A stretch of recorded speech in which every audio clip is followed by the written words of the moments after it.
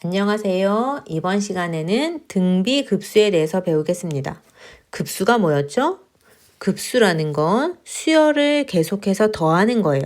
A1, A2 계속해서 더해 나가는 거였죠. 기호로는 어떻게 썼었어요? 시그마 무한대로 썼었어요. 그 계산할 때는 시그마 무한대는 한 번에 계산이 안 되기 때문에 리미트 시그마로 바꿔서 계산해라. 기억나나요? K는 1부터 N까지 AK 이렇게 썼었죠. 즉 리미트 SN이 SN의 극한값이 급수다 이렇게 설명을 했었죠. 등비급수라는 건 등비수열을 계속해서 더해 나가는 거예요. 등비수열의 극한 기억나나요? 등비수열의 극한도 복습을 해봅시다. 등비수열의 극한이라는 건 선생님이 다시 말하면 지수꼴이라고 얘기를 했었어요. n이 지수에 들어가 있는 형태, 그런 형태의 극한을 계산하는 방법이었고, 즉 리미트 n이 무한대로 갈 때 r의 n제곱 같은 거였고, 이건 어떻게 했었냐면 r의 범위에 따라서 r이 마이너스 1과 1을 기준으로 사이에 있느냐, 크냐, 작냐, 마이너스 1이냐, 1이냐에 따라서 이 그림을 반드시 기억해라 했었죠. 등비수열의 극한, 급수 다 기억나죠? 그러면 오늘은 등비급수에 대해서 배워봅시다. 등비급수라는 건 등비수열을 계속 더해 나가는 거예요.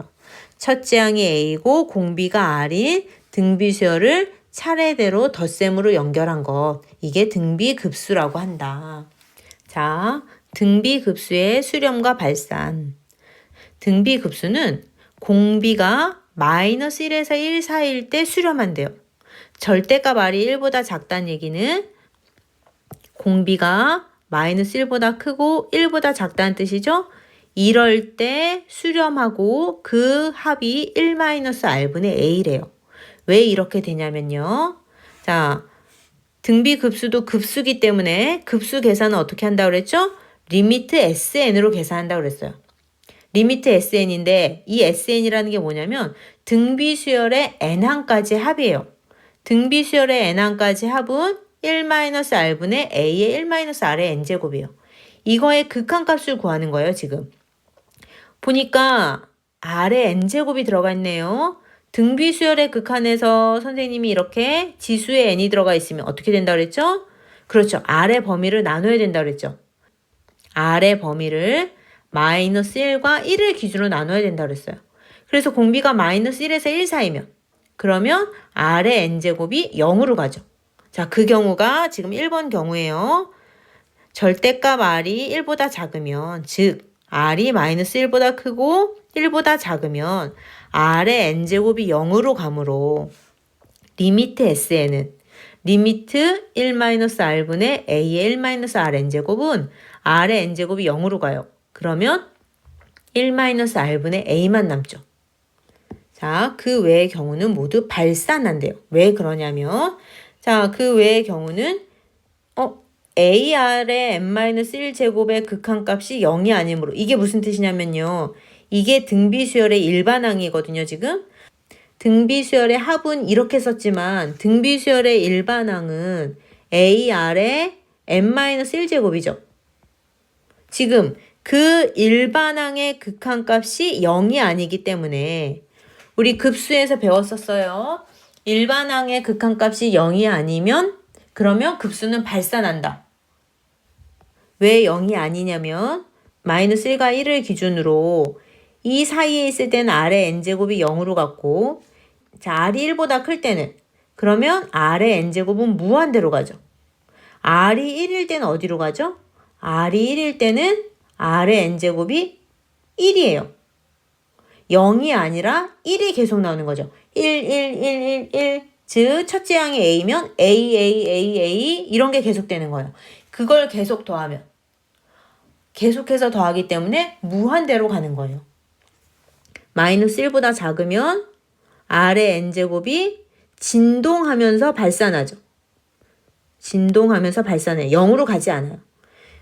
모두 0으로 가지 않기 때문에 이 경우는 계산할 필요도 없이 발산하게 돼 있어요.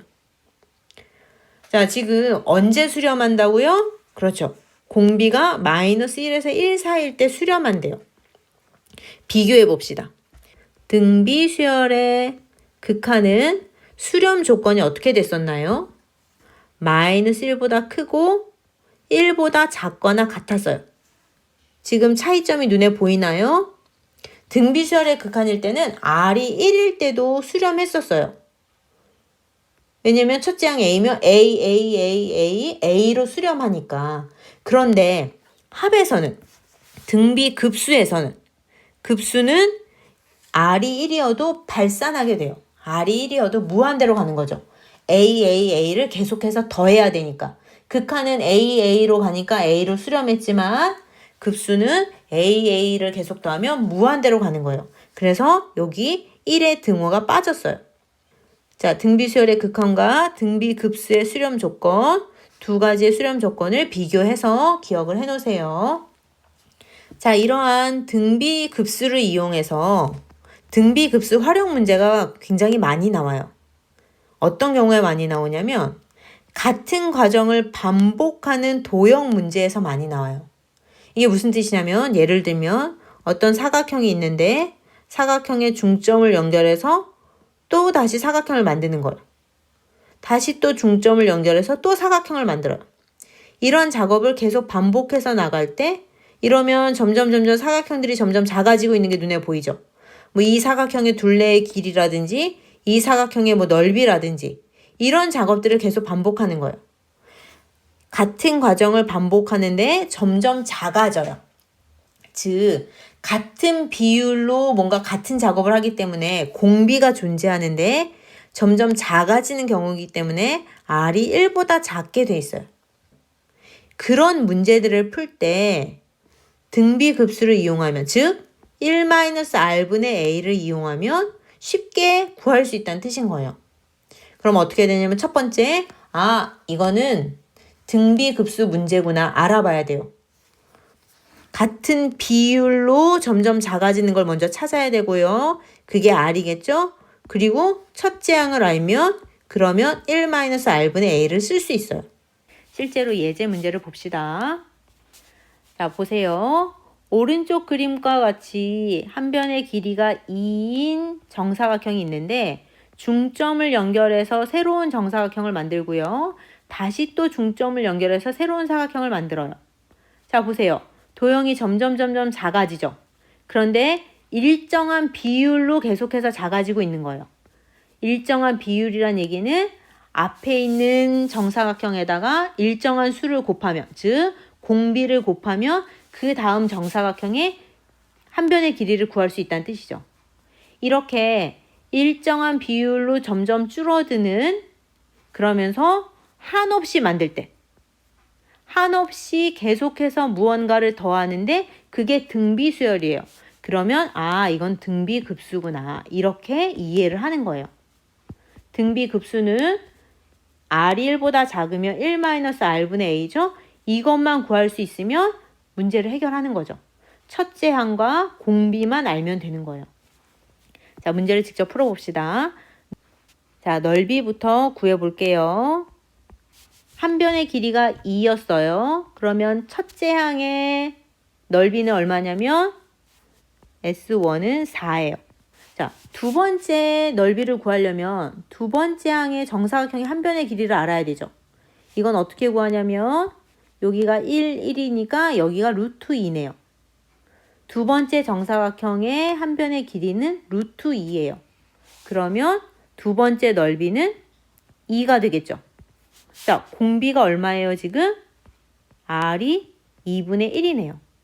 그러면 넓이의 합은 따라서 1-R분의 첫째 항 이렇게 나오는 거예요. 답은 8 이렇게 되겠네요. 자, 두 번째 둘레를 구해봅시다. 첫 번째 둘레는 얼마죠? 2짜리가 4개 있으니까 8이에요. 두 번째 둘레는 어떻게 되나요? 루트 2짜리가 4개 있죠? 4 루트 2네요. 공비가 얼마죠? 2분의 루트 2죠. 둘레의 길이의 합은 1-2분의 루트 2분의 첫째 항 8 이렇게 계산이 되는 거죠. 이거는 이제 계산해주면 되고요.